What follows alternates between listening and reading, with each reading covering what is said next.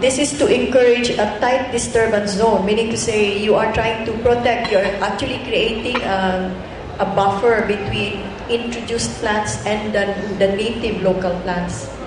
The importance of local plants cannot be underemphasized here.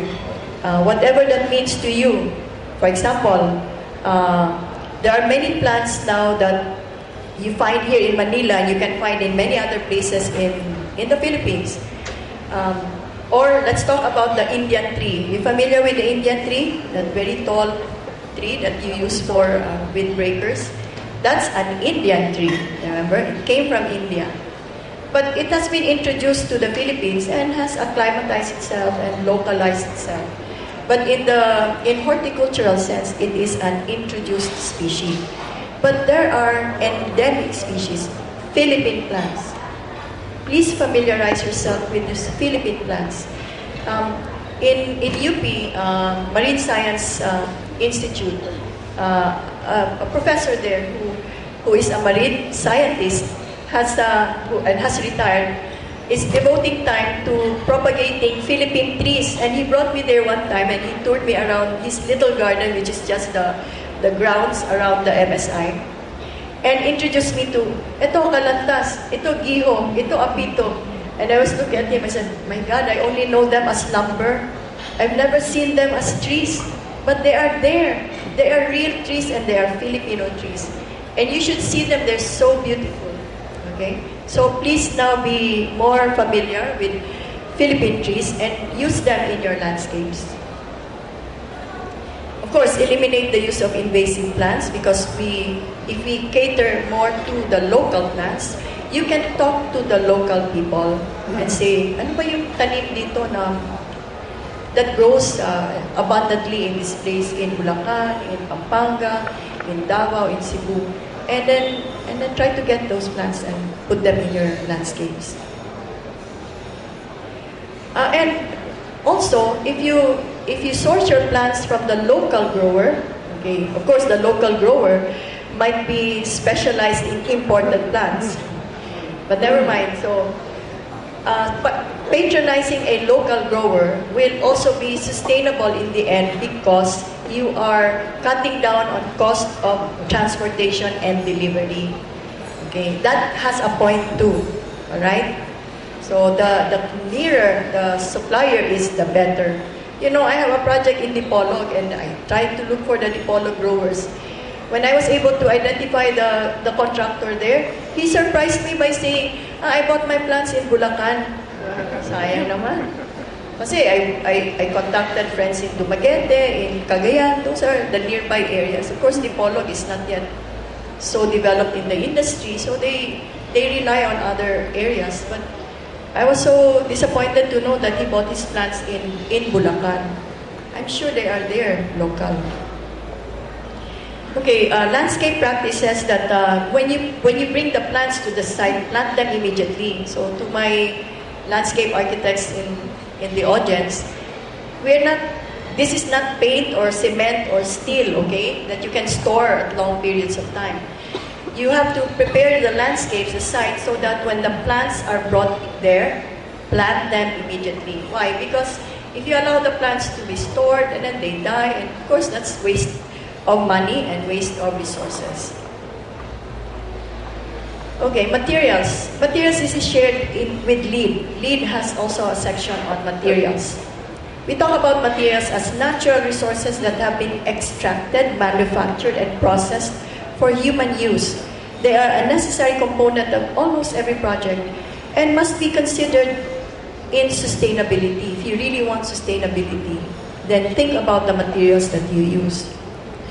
The bad practices include excessive use of materials, sobra-sobra.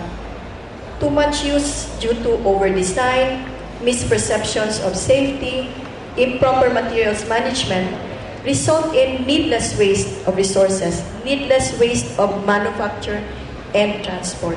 So try not to do construction that will generate a whole landfill of wasted products. I think as architects and landscape architects, we can exercise due diligence and know the exact amount that we need. So slow down on your contingencies. Of course, selecting materials of construction that are manufactured through energy-intensive processes can contribute significantly to the gas emissions, greenhouse gas emissions. So steel is one product that is manufactured using a lot of energy. Well, we cannot change the process, although our original speaker has given us, what, 15.3% reduction? Is that right? Oh, that's very nice. But you can increase that too. Is that still, you're still working at getting more benefits, right? Yeah. Good. Thanks. See that? So, so when we select the materials, we make sure that we don't waste it. Okay? We make sure that we select materials that have been already green, like the material presented by the previous speaker. We can also choose materials that use less energy to produce, like concrete made with fly ash, or materials that use less energy to transport. So, of course, there are many neighborhood developers or producers of hollow blocks. So that's good. Sana yung neighbor nyo, if your next door neighbor or you produce them yourself on site, then that would already be contributing to sustainability.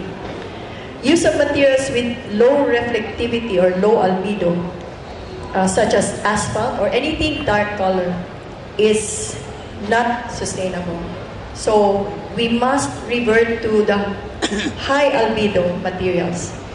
Light colored paving materials would be beneficial for sustainability.